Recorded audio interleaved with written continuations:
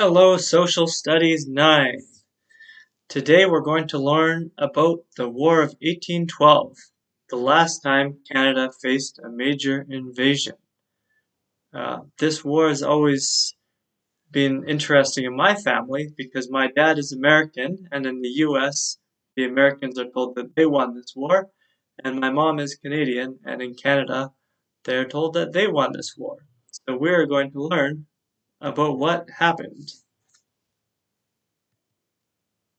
First of all, what were the causes of this war? First cause was impressment. Impressment does not mean that people were being impressed by something. It means they were being pressed into service. So as we learned about before, Britain and France were fighting a very long war in Europe during the French Revolution and Napoleonic times.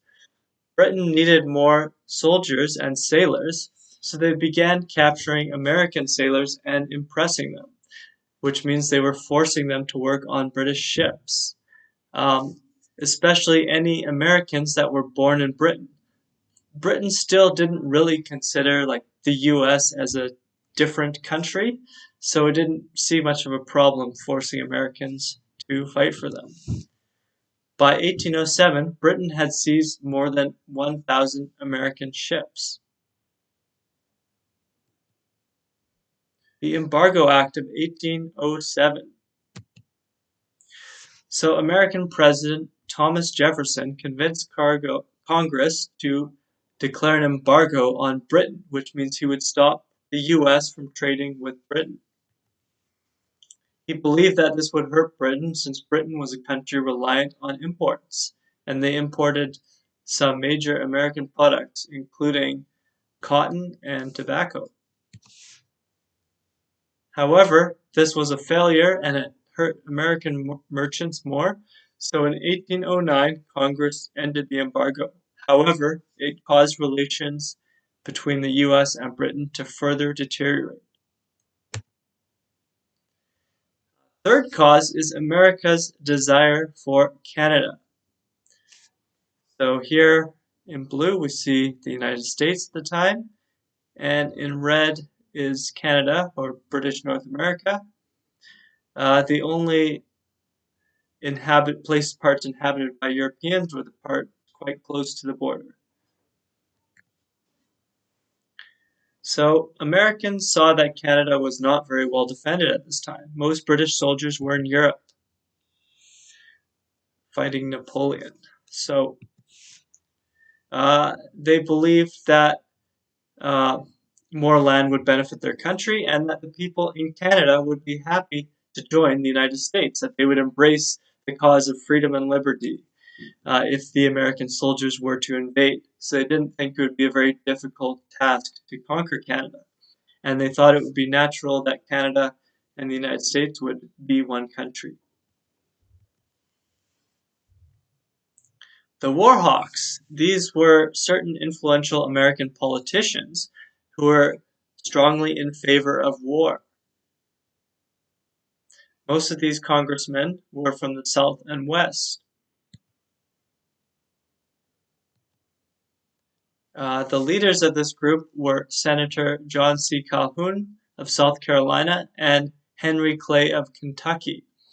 Also, James Madison was associated with this group, and he was president, or he was elected president in 1808. So, in the spring of 1812, Madison decided to go to war against Britain. One thing I must add while I'm at it is much of this PowerPoint comes from freeware from the internet, and then I've added some of my parts to the already existing template. So, the prospects for a successful invasion looked excellent for the Americans. Canada had only 500,000 people and 5,000 regular soldiers, whereas the USA had 8 million people.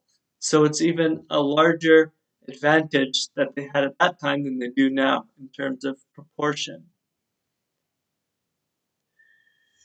So, the British general in charge of defending Upper Canada from the American invaders was General Isaac Brock. He was a brilliant strategist and a very inspiring leader, and he is remembered as the savior of Upper Canada. Another important defender of Canada was Tecumseh. Tecumseh was a Shawnee chief that was allied with the British. He wasn't fighting so much for Canada, but his own people. He wanted to stop American expansion onto indigenous territory. He lived in what's now Michigan, but at that time was mostly inhabited by indigenous people and not Europeans. So he wanted to create an indigenous confederacy throughout the interior of North America. He brought together lots of different indigenous groups to fight with the British. And this is not because they were particularly loyal to the British, but it's because uh, if the British side won, that would support their cause, because the British also wanted to limit American power, and one of the ways to do that was to support indigenous people all throughout the border with the United States, which at that time was around the Mississippi River. So another indigenous group that fought very closely with the British were the Iroquois, who protected the eastern part of Upper Canada and the western part of Lower Canada. Upper Canada is today's Ontario, or Southern Ontario, and Lower Canada is today's Quebec.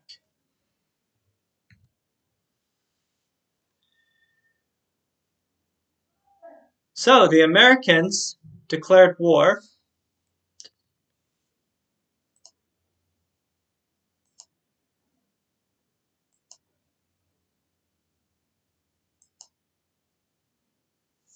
So the Americans were confident that their invasion would be very smooth and that Canadians would flock over to their side. After all, many of them had immigrated from the US in Upper Canada, today's Ontario. They were called Loyalists and Late Loyalists. And they figured that the French Canadians also wouldn't want to live under British tyranny any longer. So, Brock's idea for defense was to dress the Canadian militia, so the locals, the farmers, who weren't regular soldiers, weren't very trained or disciplined, but dress them in red coats of the regular British Army to make it seem like the British Army was bigger. Um, Also, he wanted to take advantage of his alliance with the indigenous people. He knew that Americans were often very scared of indigenous people, so Brock and Tecumseh created an idea to use this to their advantage. Despite a huge numerical disadvantage, Brock decided to go on the offensive and seize the initiative, which was quite a bold move. He decided to attack first at Detroit, or Fort Detroit at that time, right here. The Americans had a garrison with many more soldiers than the British had. Um, However, what Brock did was parade his Canadian militia dressed in redcoats, along with his regular British soldiers, in front of the fort, and then sneak them through the woods, and the people at the front would go in the back of the line and they'd keep marching. And then Tecumseh did the same with his indigenous warriors, and they were told to be as loud as possible and do war cries and drumming and all these things to scare the American soldiers. So classic psychological warfare. The Americans never figured out that the Canadians, the British, and the indigenous people were actually much smaller in number than them. Then, when they were hunkering down for the siege, Brock sent the American general a letter. He said, uh, "Here I have many savages, and if you surrender to me, I can guarantee that you won't be harmed. But if we start fighting and the siege goes on, I can't guarantee that they won't rip you to shreds." So the American general decided to surrender. And after they put their weapons down, they saw that um, their forces were far larger than the British forces.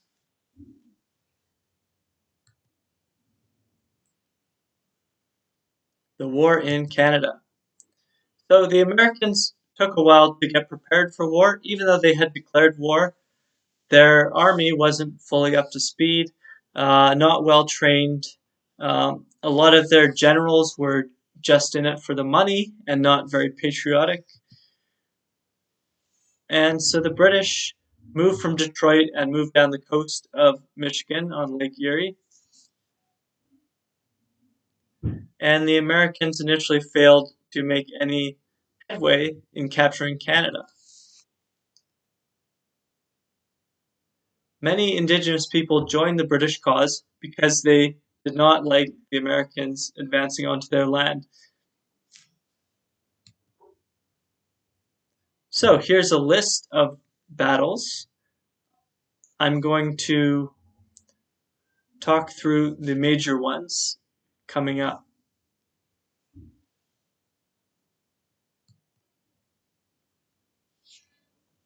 So at this time, the American frontier was about here. So most of this area is Indigenous people.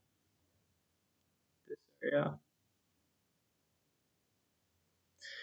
Here is the capital of Lower Canada, or Upper Canada, sorry, York, now Toronto, and Quebec, the capital of Lower Canada, still is the capital of Quebec.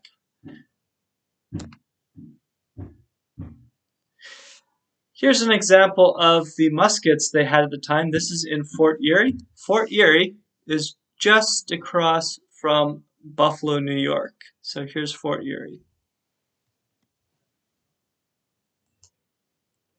So this is from a few summers ago.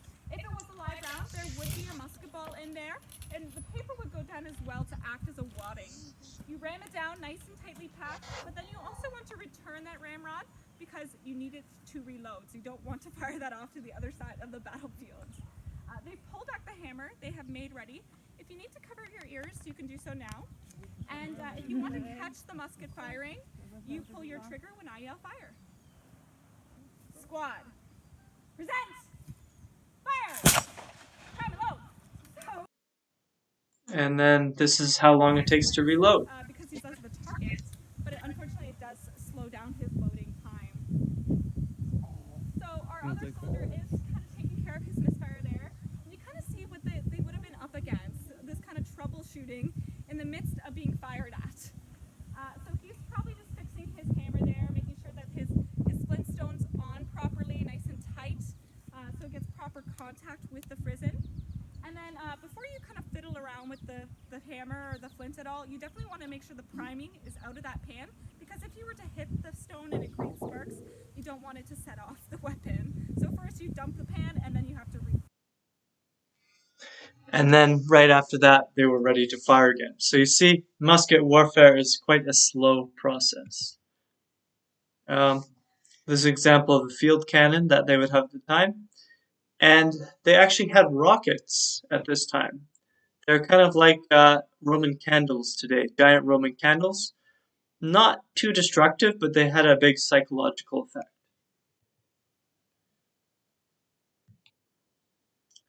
So this is officers' quarters inside Fort Erie. So the British fort. You see it's quite nice for the officers. They could have their family, their wife can join them, their kids. This is Fort Erie.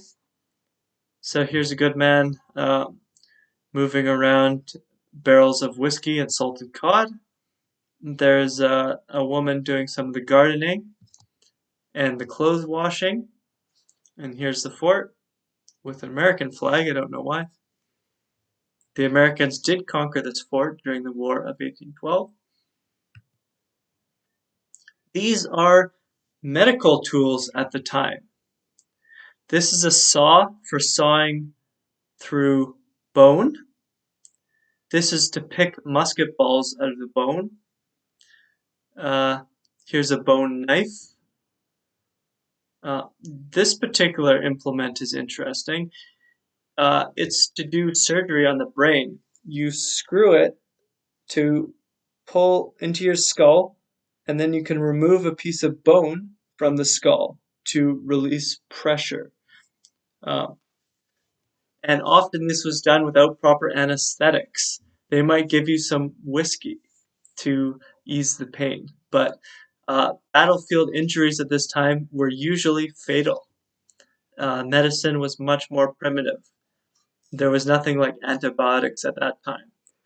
If you had a serious wound, they were more likely to cut off your entire limb and cauterize the wound with some hot pokers. This is a monument for the farthest American advance on this front. I believe it was the Battle of Stony Creek. You can see it's a nice field for battle, very even.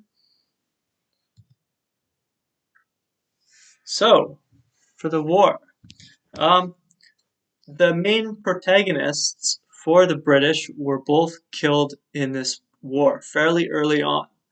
General Brock was killed during the Battle of Queenston Heights.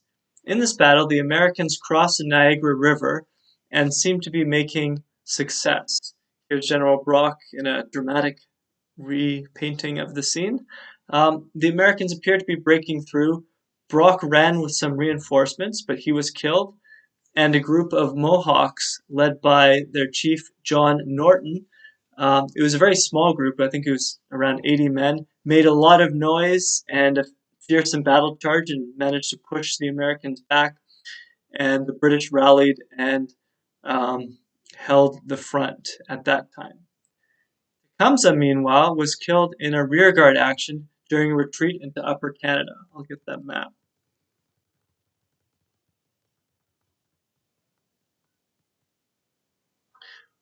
So the British decided that the Americans could cross Lake Erie using boats, so they retreated. Tecumseh was very upset at this, but he had to go along with it, and they kept retreating. And so in order to cover for the British while they were retreating, Tecumseh and a small group of men fought a rearguard action, which is to delay the American advance, but they were killed doing so. And so with those two men dying, so did the hope of creating an indigenous confederacy, because Brock was the one who had made all the promises, and he'd made the promises to Tecumseh. After that, the British were less committed, we can say.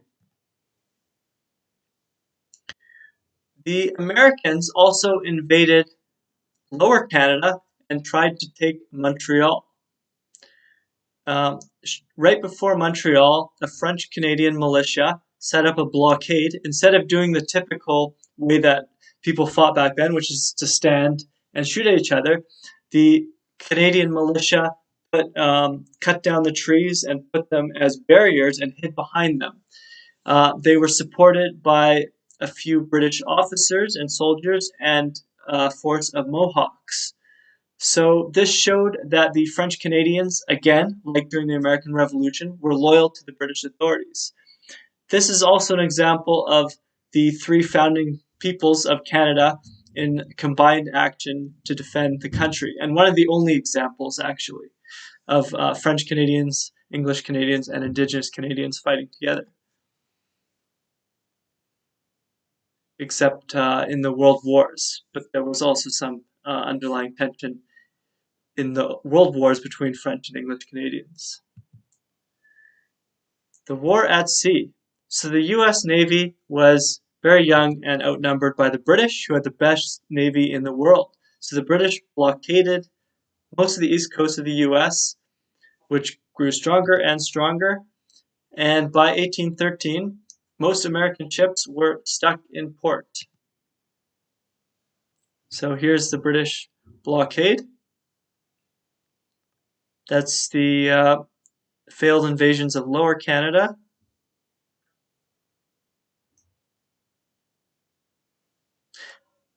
The Americans did make it through and burned down York, not once, but twice. So the capital of Upper Canada. Toronto was burned down twice by the Americans. However, in 1814, Napoleon was in his first exile in Elba, and the British could transfer many more soldiers, and the land war started to shift, and they managed to make a landing in Washington, D.C.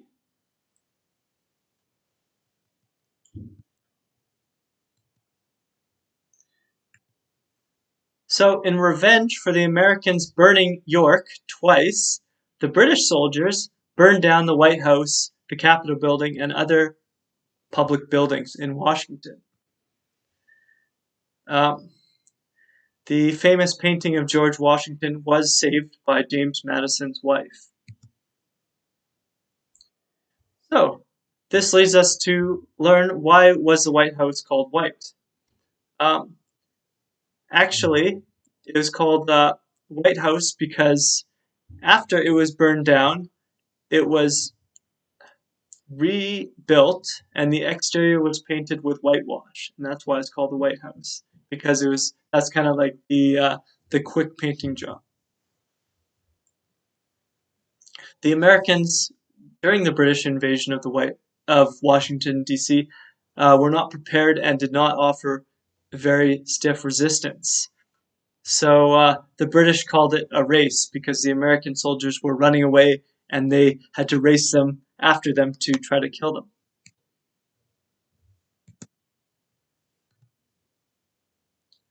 The battle at Fort McHenry.